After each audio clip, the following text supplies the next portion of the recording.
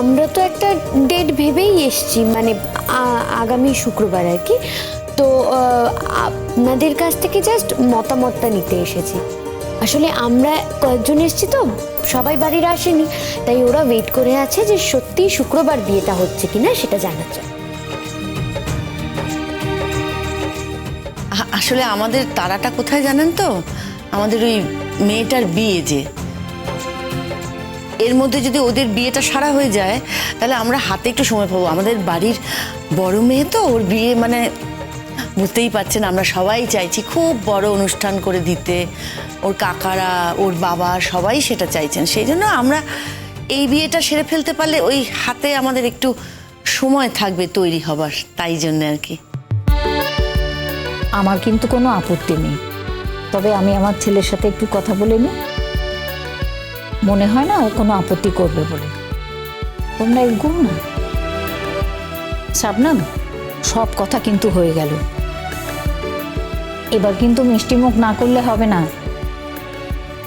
আমি তো তখনই বললাম মা আমি যাচ্ছি, তুমি বসো, আমি এক্ষুনি নিয়ে আসছি। মেঘলা ইনিশিয়েটিভ নিয়েছে।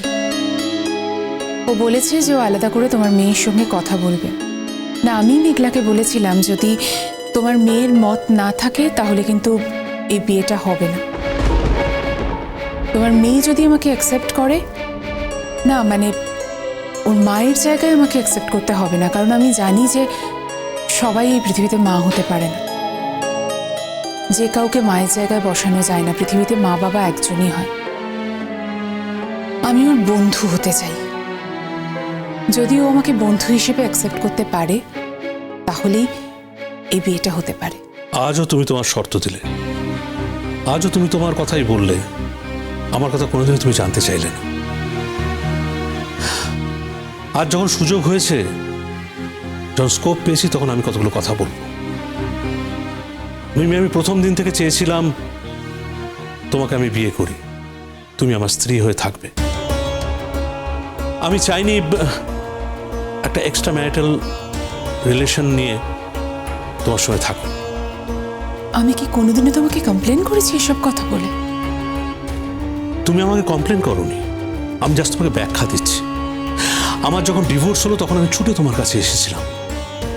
আমি ভেবেছিলাম তুমি আমাকে সাহারা দেবে, তুমি আমাকে বলবে সঞ্জয় চলো আমরা আজকের পর থেকে একসঙ্গে থাকি।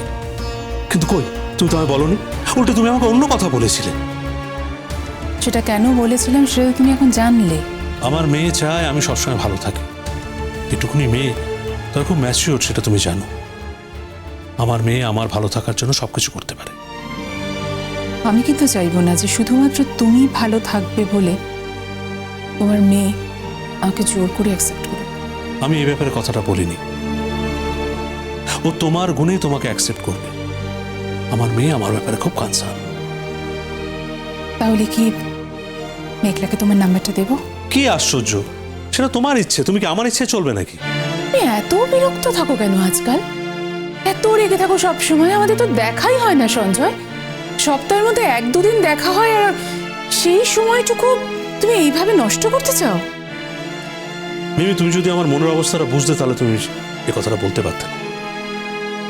তুমি যদি আমার মনটা দেখো, খাকা করছে মাঠের মতো, কোনো গাছপালা নেই, একেবারে মরুভূমির মতো। আমার মনটা দাও দাও করে জ্বলছে। তুমি আমায় বলছো না আমি কেন রেগে থাকি? তুমি যদি আমার অবস্থায় থাকতে তুমি তাহলে এই কথাটা বলতে পারতে না। আমি একটা মানুষ মিমি, আমি একটা মানুষ। তুমি তো একাই ছিলে, কিন্তু আমাকে পরমার সঙ্গে থাকতে হয়েছে। দিনের পর দিন আমি রক্তাক্ত হয়েছি ওর সঙ্গে থেকে। তুমি জানো না আমি কিভাবে এক একটা দিন কাটিয়েছি। তুমি যদি সবটা জানতে তাহলে এই কথা তুমি বলতে পারতে। দেখো, বলা খুব সহজ, কিন্তু কাজটা করা অত সহজ নয়।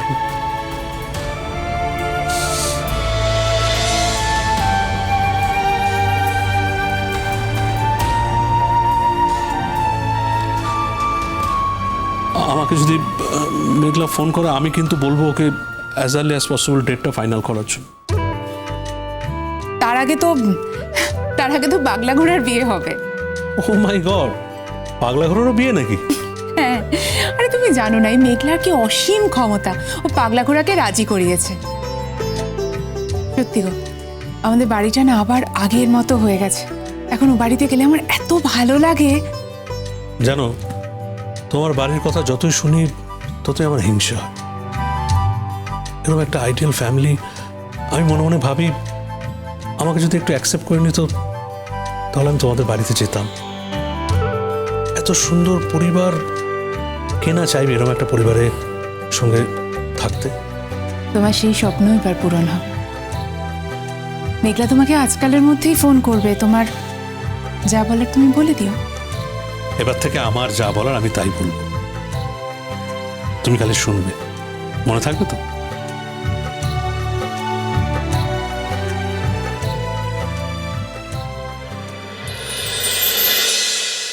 আপনার মেয়েটা কিন্তু বড় লক্ষ্মীমন্ত মেয়ে। নিজের মেয়ে বলে বলছি না গো, আমার মেয়েটা যে সংসারে যাবে না সেই সংসার একেবারে আনন্দে ভরিয়ে রাখবে। যেমন দায়িত্ববোধ তেমনি কর্তব্যবোধ। হ্যাঁ, তাই তো সাদে কি আর আমার দেওয়ার পছন্দ করেছে। দিদা বলছি, তাহলে তোমার ছেলে এলে তোমরা একটু কথা বলে নাও। আমরা সবাই কিন্তু এই শুক্রবারের জন্যই রেডি হচ্ছি। বেশ তো, আমি তো মন দিয়ে দিলাম। তা অনুষ্ঠানটা কি তোমাদের বাড়িতে হবে না আমাদের এখান থেকে হবে? আমি বলছিলাম কি যে মেঘলা, অনুষ্ঠানটা আমাদের বাড়িতে হলে ভালো হয় না? আমি বলি কি মাসিমা, মানে আমাদের তো নেই নেই করেও বেশ কিছু আত্মীয় স্বজন বাড়িতে আসবেই। তো আপনাদের যাদের বলার আছে তাদের যদি একেবারে আমাদের বাড়িতে ডেকে নেন তাহলে সবাই মিলে একটা অনুষ্ঠান খুব সবাই মিলে আনন্দ করা যাবে, তাই না? এতে আর অমত করবেন না আপনি। না না, তোমরা যা ভালো বোঝো তাই করো। তবে তারপরে সবাইকে কিন্তু একবার আমার বাড়িতে আসতে হবে। আমি সবাইকে একদিন একটু খাওয়াবো।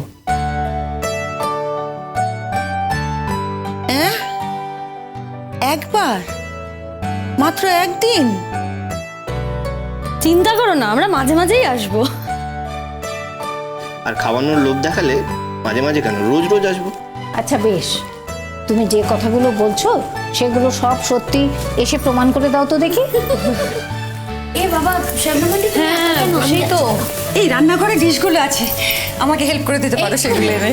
আমিও যাচ্ছি। আরে আরে, তুমি তো সেলিব্রিটি, তুমি আমার রান্নাঘরের কাজ কি করবে গো? ওমা, তাতে কি হয়েছে? আমি তো সবার আগে একজন মানুষ, তার উপর এই বাড়ির বউ।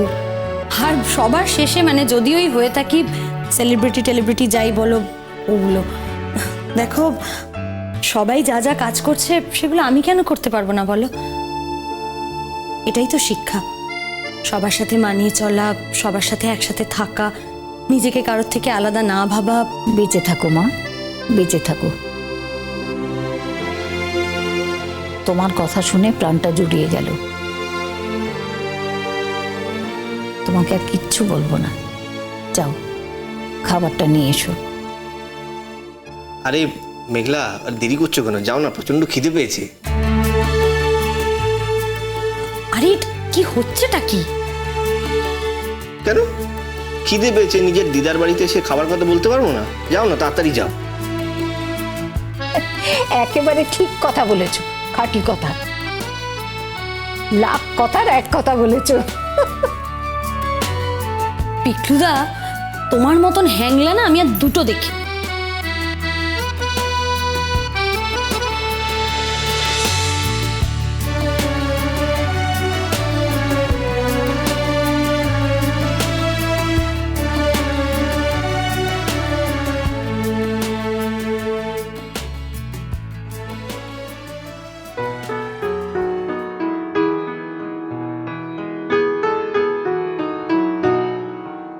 আমি পথ ভোলা এক পথিকে এসেছি, আমি পথ ভোলা এক পথিকে এসেছি।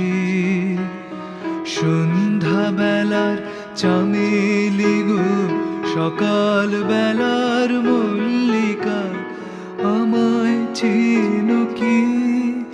আমি পথ ভোলা এক পথিক এসেছি, আমি পথ ভোলা এক পথিক এসেছি। নদী